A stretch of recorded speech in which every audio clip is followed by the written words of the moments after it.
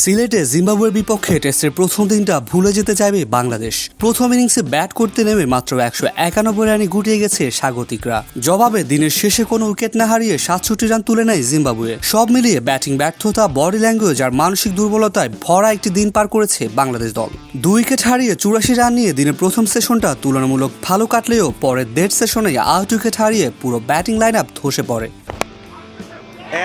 জিম্বাবুয়ের pacer blessing মুজরাবানির short বলে নাজমুল হোসেন শান্তর আউট হওয়া ছিল বাংলাদেশ দলের বিপর্যয়ের শুরু। এটা স্পষ্ট করেছেন জিম্বাবুয়ের বোলিং কোচ ও সাবেক বাংলাদেশের বোলিং পরামর্শক চার্লস ল্যাঙ্গেভেল্ট।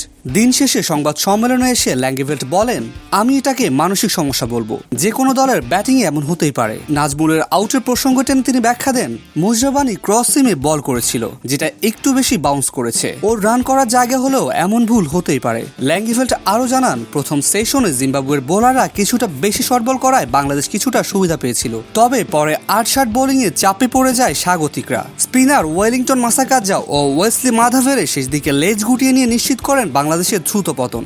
অন্যদিকে বাংলাদেশ দলের সিনিয়র সহকারী কোচ মোহাম্মদ সালাউদ্দিন অবশ্য খেলোয়াড়দের এককভাবে দায়ী করতে রাজি নন, বরং ক্রিকেট কাঠামোর দুর্বলতাকেই বড় কারণ হিসাবে দেখছেন তিনি। সংবাদ সম্মেলনে তিনি বলেন, আপনার দেশের অর্থনীতি যদি শক্তিশালী হয় তাহলে শুধু একটি সেক্টর দিয়ে তা তো হবে না। অ্যাডমিনিস্ট্রেশন, অবকাঠামো সবকিছুই ভালো লাগবে। ক্রিকেটও ঠিক তেমন।